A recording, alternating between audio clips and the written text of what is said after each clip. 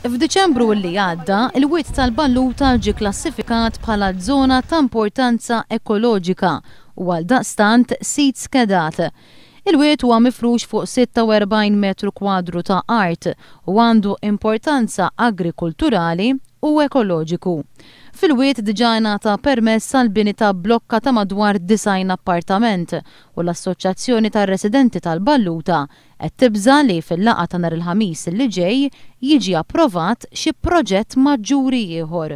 Il-Wied diġà ittieħed parti minnu u ma nixtiequx li dina li aħna nsejħula in-nifs tal-bajja tagħna tal-Balluta u tal-post tagħna ma jiġix irrovinat aktar.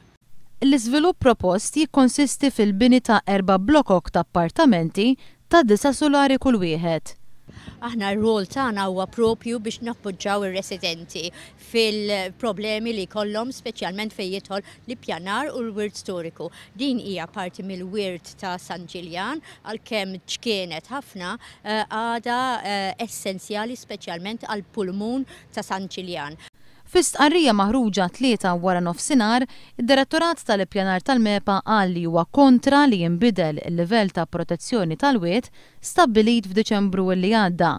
Madankollu nhar il-Ħamis li ġej fil-11 ta' filgħodu, xorta wahda ser tittella laqgha pubblika bil-għan li jiġi diskuss dan il-proġett.